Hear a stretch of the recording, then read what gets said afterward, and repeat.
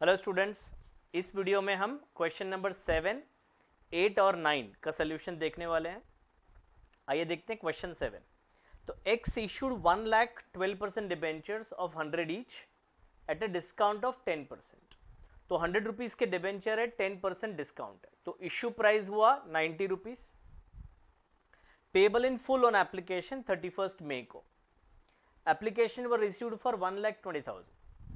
हम तो इशू करना चाहते थे 1,00,000, पर एप्लीकेशन मिले हमें 1,20,000 के। तो 1,20,000 इंटू 90 रुपीज, इतना पैसा हमें मिलेगा। 90 रुपीज क्यों? 10% डिस्काउंट है। Debenture were allotted on 9th June. Excess money were refunded, pass journal entries, also show necessary ledger accounts. तो ये लेजर अकाउंट आपको होमवर्क में करने हैं। I am not going to solve it, मैं सिर्फ जर्नल एंट्री करने वाला हूं। तो आइए देखते हैं, 2 एंट्री का सोल्यूशन है छोटा सा। तो बैंक अकाउंट डेबिट करेंगे और डिबेंचर एप्लीकेशन क्रेडिट करेंगे। बैंक अकाउंट कितने से डेबिट होगा? 1,20,000 इंटू 90 से बैंक डेबिट होने वाला है, उतने से एप्लीकेशन क्रेडिट होगा। अब एप्लीकेशन को हमें जीरो करना है, तो हमने एप्लीकेशन को पूरा डेबिट कर दिया 108 से। हम कितने डिबेंचर अलॉट कर रहे हैं? हम 1,00,000 डिबेंचर अलॉट कर रहे हैं, 1,00,000। तो डिस्काउंट में आ जाएगा 1,00,000 इंटू 10, मतलब 10,00,000 rupees will go to discount account. आपको पता है debenture should always be debited और क्रेडिटेड विथ फेस वैल्यू। जब हम इशू करते हैं तो डिबेंचर क्रेडिट होता है। क्रेडिट किससे होता है? फेस वैल्यू से। तो 1,00,000 डिबेंचर्स मल्टीप्लाइड बाय 100 रुपीज, यानी कि 100,00,000 रुपीज डिबेंचर अकाउंट में क्रेडिट होंगे। अब हम एक्स्ट्रा पैसे जो हमारे पास आए हैं उनको हम रिफंड कर रहे हैं। तो 20,000 एप्लीकेशन हमारे पास एक्स्ट्रा आई थी, इंटू 90 यानी 18,00,000 रुपीज रिफंड करेंगे, तो बैंक को हम क्रेडिट करेंगे। ठीक है, ये एंट्री जून 9 को होगा, पहला वाला एंट्री हुआ 31 मई को। तो ये हमारा सॉल्यूशन था छोटा सा क्वेश्चन नंबर 7 का। क्वेश्चन 8 काफी इंटरेस्टिंग क्वेश्चन है, उसमें कुछ नया सीखना भी है हमें। X limited obtains a loan from IDBI, 1,00,000 रुपए, 1 करोड़ रुपए का। तो ये एक पार्ट है क्वेश्चन का। Giving as a collateral security of 1.5 CR, 14% debentures, ये दूसरा पार्ट है क्वेश्चन का। तो जो पहला पार्ट है ना, उसका एंट्री मैं यहां पे ही आपको शो करता हूं, और वो एंट्री है बैंक अकाउंट को डेबिट करेंगे और टू आईडीबीआई लोन को क्रेडिट करेंगे, आईडीबीआई लोन, और ये एंट्री होगा 1 CR से। अब जब हम बैंक के पास गए लोन लेने के लिए, तो बैंक ने बोला आप हमें कुछ सिक्योरिटी दीजिए। तो हमने हमारे डिबेंचर उनको दिए एज अ सिक्योरिटी। अब डिबेंचर कोई एसेट नहीं होता है, डिबेंचर तो एक्चुअली लायबिलिटी है। तो हमने हमारे ब्लैंक डिबेंचर्स उनको दिए, उसके बदले उन्होंने पैसे नहीं दिए। हमने बोला अगर हम ये लोन में कुछ डिफॉल्ट करेंगे तब ये डिबेंचर आप मार्केट में बेच के पैसे ले सकते हो। ठीक है, और उतने अमाउंट से हमारा लोन रीपे हो गया, ऐसे आप समझिएगा। तो अभी ये डिबेंचर पे ना आपको इंटरेस्ट मिलेगा, ना आप उसको पब्लिक को इशू कर सकते हो। तो ऐसे करके हमने बैंक को 1.5 करोड़ रुपए के डिबेंचर दिए। ये सिर्फ एक प्रॉमिस के तौर पे है, ठीक है, एक एक्स्ट्रा सिक्योरिटी है। तो इसका अकाउंटिंग करने का ना 2 मेथड होता है। पहला मेथड बहुत प्यारा सा अच्छा मेथड है, और वो मेथड है कि इसका कोई एंट्री नहीं होगा 1.5 करोड़ का। जब हम ये जो लोन है, लोन को हम बैलेंस शीट में जब शो करेंगे लायबिलिटी साइड पे, तो से ऐसे हमने शो किया लोन फ्रॉम आईडीबीआई 1 करोड़, तो नीचे एज एन इंफॉर्मेशन हम शो करेंगे, जस्ट एज एन इंफॉर्मेशन, कि 1.5 CR के जो डिबेंचर्स हैं वो एज अ कोलेटरल सिक्योरिटी दिया है।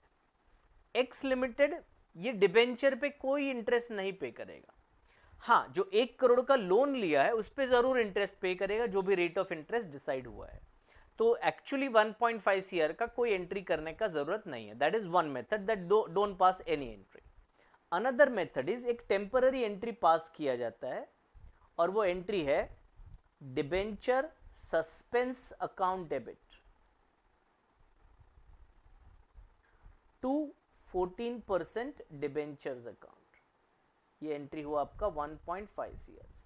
तो क्योंकि हम डिबेंचर इशू कर रहे हैं तो डिबेंचर अकाउंट को क्रेडिट किया।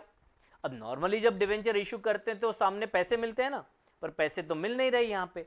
ये पैसे मिल रहे हैं वो तो लोन के मिल रहे हैं। तो डेबिट क्या करें, तो अभी डबल एंट्री को कंप्लीट करना है, तो हम डिबेंचर सस्पेंस अकाउंट को टेम्पररी डेबिट करेंगे। तो ये हमारा जनरल एंट्री हुआ, डिबेंचर सस्पेंस डेबिट हुआ और डिबेंचर अकाउंट क्रेडिट हुआ। ठीक है, ये दो मेथड है, पहला मेथड नो एंट्री सिर्फ एक इंफॉर्मेशन, और दूसरा मेथड ये जर्नल एंट्री। ओके, तो ये था क्वेश्चन 8 का सोल्यूशन। क्वेश्चन 9 एक्चुअली 3 पार्ट में डिवाइडेड है। X limited issued 10,000 14% debentures of nominal value 50 lakhs, nominal value मतलब फेस वैल्यू। तो 50 लाख को है ना ऐसे 3 पार्ट में डिवाइड किए, ए में 25 lakhs है, बी में 12 lakh 50 है और सी में 12 lakh 50 है। तो आइए वन बाय वन एंट्रीज देखते हैं। तो पहला, issued to sundry persons for cash at 90% of the face value of 25 lakhs, मतलब 25 लाख के डिबेंचर हमने पब्लिक को इशू किए और बदले में पब्लिक ने हमें 90% पैसे दिए, तो 10% जो है वो डिस्काउंट हमने उनको दिया। इसका एंट्री देखते हैं। बैंक में हमारे पास कितने पैसे आएंगे, तो 25 लाख का 90% is what we will get in bank, 25 lakhs into 90%। तो एंट्री हुआ हमारा बैंक टू एप्लीकेशन 22,50,000। अब जब हम इसको डिबेंचर में ट्रांसफर करेंगे तब डिस्काउंट का इफेक्ट देंगे हम। तो डिबेंचर एप्लीकेशन 22.5, डिस्काउंट को डेबिट किया 2.5 से और डिबेंचर अकाउंट को क्रेडिट किया 25 लाख से। तो ये हमारा फर्स्ट ट्रांजैक्शन का एंट्री हुआ। सेकेंड ट्रांजैक्शन बार्टर एक्सचेंज है। तो to a vendor for purchase of fixed assets worth 10 lakh, 12,50,000 nominal value. तो हमने किसी वेंडर से 10 लाख के फिक्स्ड एसेट खरीदे और उसको बदले में हमारे डिबेंचर दिए, और डिबेंचर का फेस वैल्यू कितना है 12,50,000। तो 12,50,000 के डिबेंचर इशू कर रहे हैं पर बदले में सिर्फ 10 लाख का फिक्स्ड एसेट मिल रहा है, मतलब 2,50,000 का डिस्काउंट है। तो इसको दो एंट्री में हमने डिवाइड किया है।